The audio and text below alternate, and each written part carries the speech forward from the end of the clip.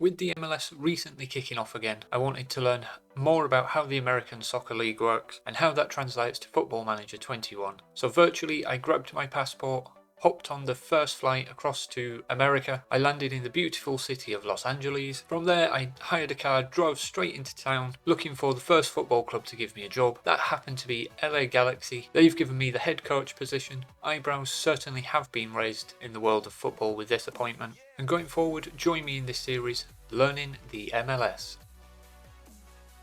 Hello and welcome, I'm Lygo and this series is about learning the MLS in Football Manager. This episode 1, will look at initially familiarising ourselves with LA Galaxy, the MLS rules and the first draft within the MLS. Before we go any further, I just want to say if you find the video helpful or entertaining and want to see more, leave a thumbs up down below and subscribe. It not only helps me greatly, but also helps other people find these videos as well. So now that we've taken the LA Galaxy job, let's familiarise ourselves with the MLS rules. We've had this sent through from our personal assistant and we'll quickly have a scan through this.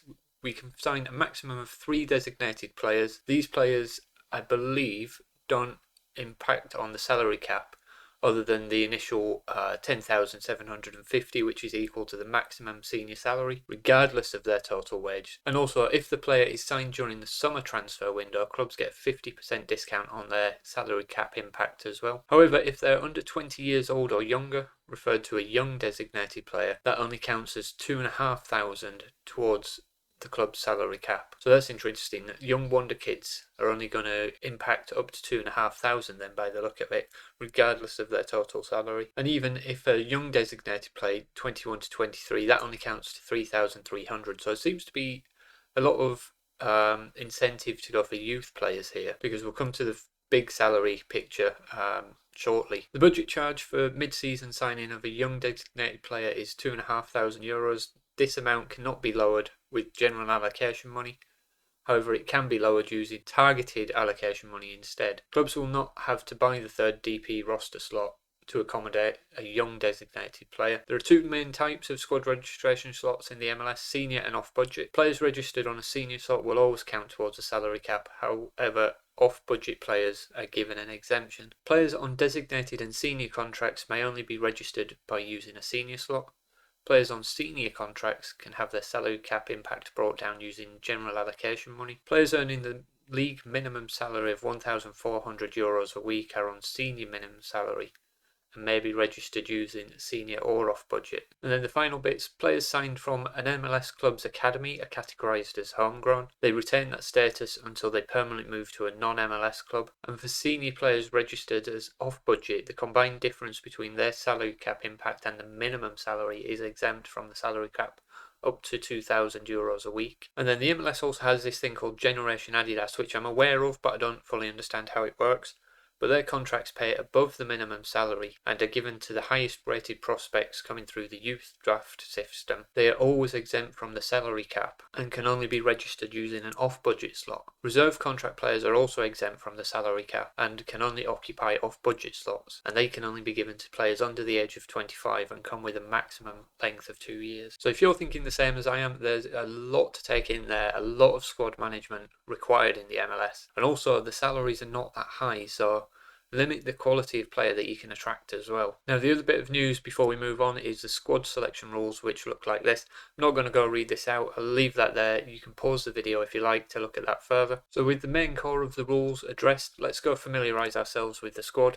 This is the initial starting squad for the LA Galaxy. You can see it's quite a small squad, however we've got 4 goalkeepers there for some reason. So a little bit of jigging to do, we've got a little bit of work to do. We've got 2 decent strikers, Ethan Zubak and Chicharito. Javier Hernandez, a lot of people will be familiar with him. He's also one of our designated players. And the other one is Jonathan Dos Santos. He's on 32,500. It's not a huge salary impact over the top of the salary cap from him. But looking at the ages, we have a good blend of youth and experience as well. Looking at the wages, we haven't got too many high paying wages. We've got 5,000, 5,000, 8,000, 11,000 up here for probably our best centre back initially looking at that, and then 5,000 for the best keeper. So still a bit of work to do with that, and also we'll look at bringing some of these younger players through. I'll have a sift through them as well as the development centre, and find out how all that works. Because if I come back to the academy, we can't just promote these players like you would do in, say, the Premier League or one of the European leagues. You have to offer them a contract to come and join the first team. And also, if we just come to the finances, we've got a transfer budget of £8.5 million. The transfer budget doesn't make a huge difference in this league from what I understand. We've got a wage budget of 208,000, but we already know the salary cap is 85,000, so that includes the designated players as well. If we come to the league specific finances, we have a lot more information here. So there's confirmation of the league salary cap of €85,000. We're currently spending 61,000 of that, so we've got 24,500 remaining. And what you can do in this league is you can buy down some of the contracts using this general allocation money, which if I come just to show you, let's say Jonathan Bond, and you go to contract, you can buy down the salary cap, and as you adjust this, some of that general allocation money will go, and you can see the salary cap impact changing as well. But I'll cancel that. I'm not going to confirm that for now. Come back to the finances. So looking at our player slots, we've got 3 designated player slots available in total. One of them is currently free. We've got 2 designated players at the club. We don't have any young designated players or Generation Adidas players, but we do have 4 homegrown players as well. So there is a bit of flexibility with this LA Galaxy squad. Does the MLS have the season preview like the other leagues it does? And looking at this, the media are expecting a 9th place finish for us, whereas last season the club finished 20th with 22 points, so probably a bit of work to do. And let's just come back to club expectations. What do they expect?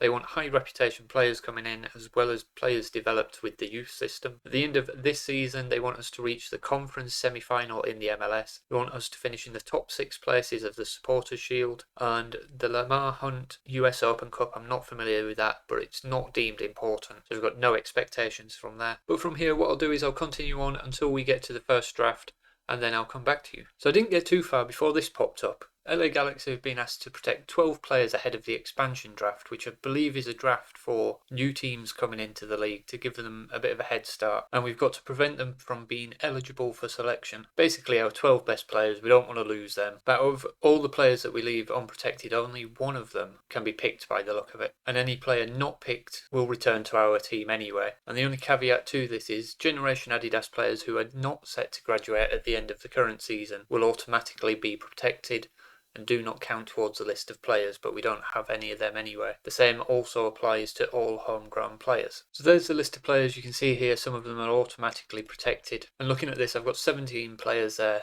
So I've got to lose, or not lose 5, but I've got to select 5 that are not going to be protected for the draft. So these are the players I've come up with. We've got Klinsmann, Von Steeg. We don't need more than 2 keepers, and one of them's already protected, and Bond is our best keeper. Didi Traore, Nick DePoy, we don't really need.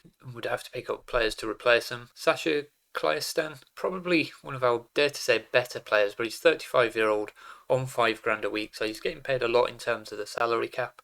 So I've decided to unprotect him as well. I think we could replace him with someone better on around the same money. So let's confirm that selection. So that leads us into the expansion draft. We don't take part because we're already established, and Austin FC looks like they've got 5 picks from all of these players. So let's pick these and see who they pick up. We've got 5 picks. They've passed on the last one, and it doesn't look like any of our players have been picked by the look of that. We survived the expansion draft, and now this is the main draft that we were here for, the MLS Superdraft. 142 players selected for it, and that's going to take place on the 7th of January. We're currently on the 22nd of December. 72 of these players will take part in the Major League Soccer, the MLS Player Combine, which is, what I understand, a little mini league.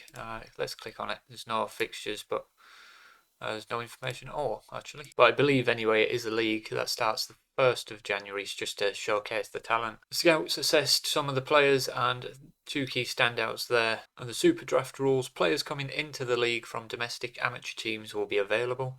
Drafted Generation Adidas players will have their contract transferred to the club drafting them, and non-Generation Adidas players will have their MLS player rights transferred to the club as well. So let's scout the players involved. Generation Adidas players announced. So there's 7 players, and they seem to range 19 to 21.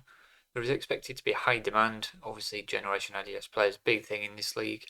So we'll get them scouted. I don't know where we are on the draft picks, but I believe the next step now is the 7th of January, the MLS Superdraft. I'll continue on again and come back to you then. After the first couple of weeks, I've assembled the squad now, and I'm generally happy with the squad that I've got before the draft. You can see a fair few new additions to that. Probably the strongest one, Stefan Mbia, and he's on 10,500 a week. Didn't get the designated player spot, which is, I suppose, important. I intend to use him as a very physical box-to-box midfielder. And then on top of him, a lot of young players coming in to round out the squad. If you come to the transfers, you'll be able to see everything in total, transfer history. It's just before the new year, so we've got Pashev, Islas and Chukwuma have come up from the academy, all on reserve contracts, so they're on, I think, 1,100 a week. Yep. Aidan Barlow, Andrew Carlton are on senior contracts. Aidan Barlow on 1.6 grand a week, Carlton on 1.7, and we've already seen Mbia. And then we had one player leave, Jonathan Hernandez from LA Galaxy 2. He's gone to Tacoma, so it hasn't really affected us. Just before the draft, I just want to show you the finances. We've got around 8,000. I want to take it a little bit less than that just to be safe. So I've budgeted 6 grand left in the squad so that we are still under the salary cap. We've had to use a lot of the general allocation money. Most of that's gone. We've got 12 grand of that left. We can also trade for that if needed, but I've not had a look at that as yet. And then because the players that we brought in were free transfers, we haven't affected the transfers as yet, or the transfer funds rather. So the squad rules and the registration looks like this. I've got all the players registered so that they're all eligible to play. We don't need 4 keepers, but I've not been able to shift any of them. So as things stand, we're looking fairly rosy on all of these. As I mentioned, I'm going to give a bit of room on the salary cap, so we've got 6 grand there. Can't bring any more internationals in, which I don't think, well, probably will get some in the draft actually. We've got a designated player slot in the squad available. Got maximum of 10 off-budget players, so we've used up all of that, and non-reserve and non-homegrown off-budget players maxed out. So in terms of the draft, we're not looking for anything major, probably maybe 1 or 2 depending on the quality of players, just to bulk out the squad a bit more. So before you get to the draft, there's a couple of bit of news items. The first round mock draft looks like this. Not really sure what the mock draft is all about, to be honest. I've not done anything with it, it's just been sent through, and it seems to be a projection of who's going to pick what. And looking at this, we're going to be 20th on the list to get our first pick, so we definitely won't be picking from the cream of the crop. And in the preview, and Ram Mahfood seems to be the best player. He's a target man, currently at Houston. He's a model citizen, and he's got a little bit of potential, not huge bags of it. So I think most people will be fighting over him, but here we are. Here's the super draft. We've got 3 rounds with 142 players available for selection. LA Galaxy's first pick, so yes, we are getting a 20th overall selection. If we pass, we won't be able to participate in the rest of the draft. Generation Adidas players who are picked will be awarded an automatic contract with the team, whereas other players selected in the draft will need to negotiate a contract with a new club. So even if we pick a player, we don't necessarily get them, we do need to offer them a contract. And just at the bottom there, players picked in the first round are likely to ask for a senior contract. So like I said, we're probably going to pick 1 or 2. I'm not going to show you the whole draft with however many picks, but I'll show you the overview. When you come into the draft, it looks like this, and similar to the player search, you can add your conditions, your attributes, you can see different information. What we're going to do is just come up to the top here. The scouts had a look at all of these players already, so we'll sort that by recommended, and we'll actually put it to the scout style as well. So we've got the recommended here. We can see their ability and potential. Matt Lewis actually. And who's this? I'm not going to attempt to say that and embarrass myself. These seem to be the 2 best players in the draft. Now, because we're so far down, I don't think we'll get a shot at them, but who knows what's going to happen. And we can do pick by pick. Like I said, I'm not going to show you the entire draft, but I'll show the first couple. So Austin with the first pick, they've picked Oscar Lopez. See, he's now been drafted, comes up in red to signify that. We do Nashville as well, just to demonstrate again. Oh, sorry, the next one was Real Salt Lake, followed by Nashville. Real Salt Lake have picked up Brian Hassan. So what I'll do is skip to my next pick. Let's have a look at the players that have gone. And a lot of players further down, actually. Matt Lewis is still available. Oh no, so the most recent draft pick, looking at this, goes in red, because here we are, we've got DFT that comes up as an icon. So Lewis was drafted by Nashville, a GA, I presume is Generation Adidas, of course it is. And is there any way to filter out players that haven't been drafted? So it doesn't look like you can filter out to eliminate the players that have already been drafted. So what I'm just going to do is scroll down from the top, pick the first one. Ken Lovejoy looks like it. So a quick look at him. Balanced personality, attacking midfielder, not very mobile, wants to play as an enganche. He looks to be the top draft pick that hasn't gone yet. The other player that catches my eye, a little bit less potential ability.